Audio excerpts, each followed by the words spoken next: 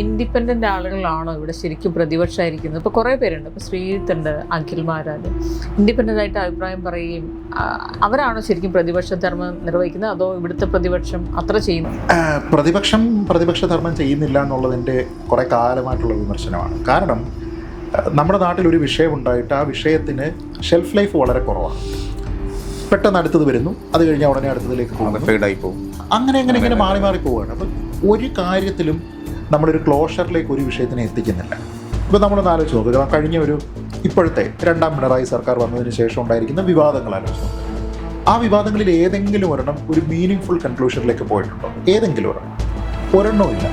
ചർച്ചകൾ അവസാനിച്ചു പോയി. ചർച്ചകൾ വരിക, അത് കുറച്ച് കഴിയുമ്പോൾ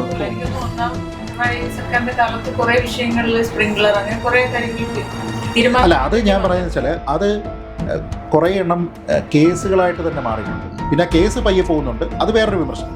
പക്ഷെ ഞാൻ പറഞ്ഞത് അല്ലാത്ത മറ്റു വിഷയങ്ങൾ നമ്മൾ ആലോചിച്ച് നോക്കാം. ഇപ്പോൾ ഈ സർക്കാരുമായി ബന്ധപ്പെട്ട് സർക്കാരിൻ്റെ നമ്മൾ ലേറ്റസ്റ്റ് തന്നെ കാണുന്നു, കുറേ അവതാരങ്ങൾ വരുന്നു, കത്ത് വിവാദം വരുന്നു.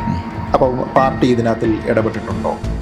പാർട്ടി ചില ആൾക്കാരുടെ വ്യക്തിപരമായിട്ടുള്ള താല്പര്യം, ഇതൊന്നും ഒരു കൺക്ലൂഷനും ഇല്ല. ഇപ്പം നമ്മളെല്ലാവരും ഓർക്കുന്ന കാര്യമാണ്, തിരുവനന്തപുരം നഗരസഭയിലെ താൽക്കാലിക ജീവനക്കാരുടെ വേക്കൻസിക്ക് പാർട്ടിയിൽ നിന്ന് ലിസ്റ്റ് തരൂ എന്ന് മേയർ പറഞ്ഞിട്ട് പാർട്ടി സെക്രട്ടറി, ജില്ലാ സെക്രട്ടറി കത്തയച്ചു കൊടുത്തു എന്ന് പറഞ്ഞിട്ടൊരു വിവാദം വന്നു.